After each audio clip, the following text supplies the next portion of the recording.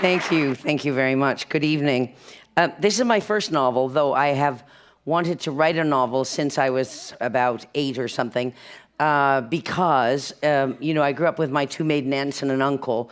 Uncle Jack had 9 strokes, and Fian had 8 heart attacks, and Aunt May had 1 leg and bad kidneys. So it was a very quiet household, except when Father Conroy was over giving Uncle Jack extreme unction, or the ambulance was there. So but my whole family lived next door. It was very loud and sort of drunken next door. But I was never allowed to go there. Or I don't know why.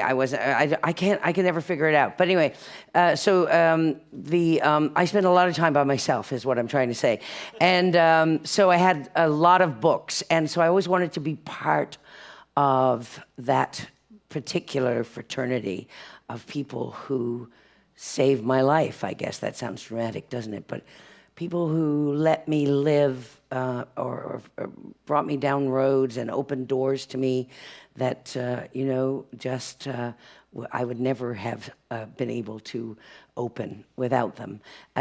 People like Heather O'Neill, like I met Heather on a couple of occasions, and I hadn't written the book when I met her before, and I always felt like such a sense of, oh, if only I could do that. How can she do that? If only I could do that. So anyway, now I'm going to get my old age pension next month.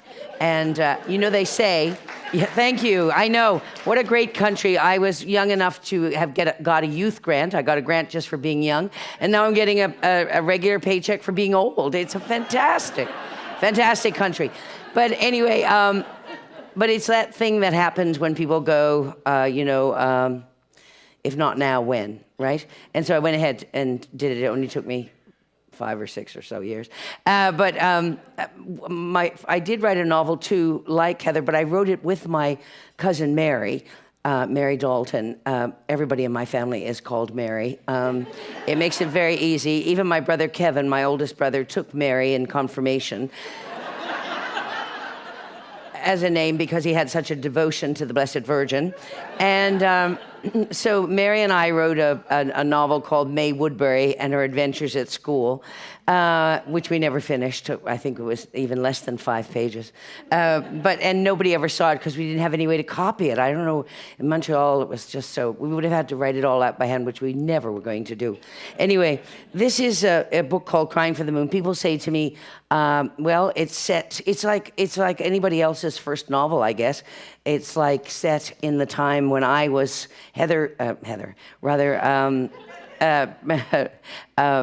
Maureen is coming of age in the same time that I was coming of age.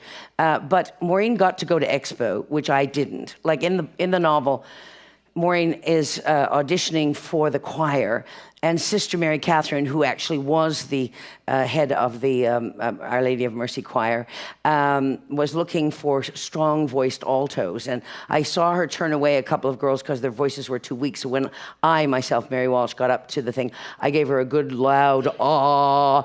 And so she let me be in the choir, but it took less than 36 hours for her to discover that, indeed, I was the problem in the alto. So she gave me a quick heave-ho, so I never made it to Expo, and I never did get knocked up, whether as a teenager or even later. And I didn't poison anyone. One of these 3 things is not true, but I don't know which one. You'll have to figure it out. So this is Maureen at 16. In Montreal. Again, Montreal is big in our imaginations, I guess. At last in July, Maureen found herself in Montreal at Expo 67, mortified. Everybody in Montreal had a bouffant, while Maureen had plaits. It was the summer of love, and everyone who was truly groovy was in bell-bottoms or had gone all mini-mod, while Maureen was trapped in the awkward, obsolete, itchy wool serge Our Lady of Mercy Convent for Girls school uniform with the horrible white buttons down the front and the hideous plastic collars and cuffs, which set her apart for all to see as somebody who is truly not with it. The choir was staying at a convent in Old Montreal. Right away, Maureen hated Old Montreal. It was a real downer, all that stone, all that gray, weighty, and oppressive stone. Maureen was all for gutting the old. She was all for not trusting anyone over 30. That first night, after they'd all knelt in the corridor and said the rosary, after Sister Mary Mobilis had checked each room to make sure the girls were all in bed, Maureen and Carleen snuck out of the dorm and went to the Rainbow Steps bar on Crescent Street. Carleen's sister Joyce, who'd lived up in Montreal and gone to McGill, had told Carleen that the Rainbow Steps was full of poets and singers, and that even Leonard Cohen sometimes went there. Crescent Street that night was alive with people and music and life, real life. Life like Maureen had only read about in magazines. And as soon as she set foot on that street, she felt herself come alive with all that endless longing, all that real hunger to be part of it, all those feelings she usually kept underneath a blanket of I don't give a fuck. But now, all that achy yearning rose up and almost swallowed her, and she knew she couldn't wait 1 minute longer to start her real, grown-up, sophisticated Montreal life. The bouncer at the door of the club wanted to see their IDs, and Maureen's real Montreal life was almost stopped dead before it even began. Carleen and Maureen put on their best country hick act and said they were from Newfoundland and just visiting and had left their ID at the hotel. They were ready to get down on their knees and beg the guy to let them in. But then a nattily dressed man in shiny white shoes and a dazzling white suit stood in the doorway. As soon as he heard they were from Newfoundland, he whisked them past the bouncer and right into the Rainbow Steps. They would be his guests. He introduced himself as Perry Johns, the owner and operator of the bar. Right away, Maureen didn't like the look of him, didn't like all that white. Sure, it was okay on that guy Trudeau. He was so cool he could get away with it. But Buddy, she didn't think so. Inside the bar, he introduced him to another Newfoundlander, a young fella he was starting a business with, he said. There were a bunch of them, Newfie up-and-comers, Mr. Johns called them, giving the young fella Fox a hard smack on the back as he said it. It turned out that Wade Fox Albert knew Carleen's sister Joyce.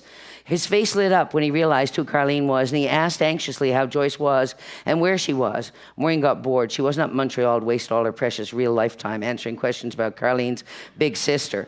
Mr. Jones, oh, call me Perry, was telling them how he'd opened a couple of bars in St. John's, the El Toro and the Stone Mill, and was going on about how much he loved Newfie girls. He was definitely putting the makes on Carleen, and after a few drinks, she looked like she was warming up to him. But Maureen couldn't believe that Carleen could be so easily sucked in. Oh my God, Leonard Cohen. Leonard Cohen, look, he's here, Maureen said. He's always here, Perry said flatly, unimpressed. Maureen struggled to get up the nerve to go over and talk to him. She'd fallen in love with Leonard Cohen while watching Ladies and Gentlemen, Mr. Leonard Cohen. It came on the CBC in the afternoon after Take 30. It came on so often, Maureen's mother, Edna, or the Sarge, as everybody in the family called her, was moved to remark, Jesus Christ, that crowd up the CBC, they got that on a loop or something? What? They got nothing else to put on? Turn it off. I'm sick to death of listening to him jawing on, oh, he thinks a lot of himself, he do. And then look at the size of the conch on him, my God.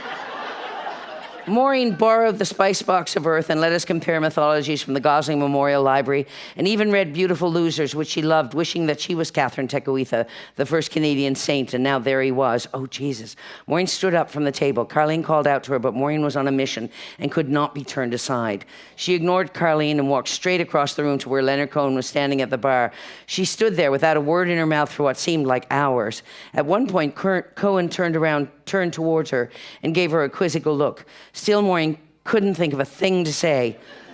How'd your hair get so long since Beautiful Losers? Maureen blurted out finally. Cohen looked at her and then simply replied, it just grew. At that, he turned back to the bar and his glass of wine.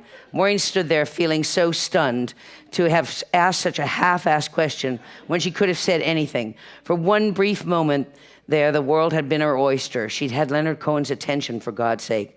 And then, God, why was she so stupid?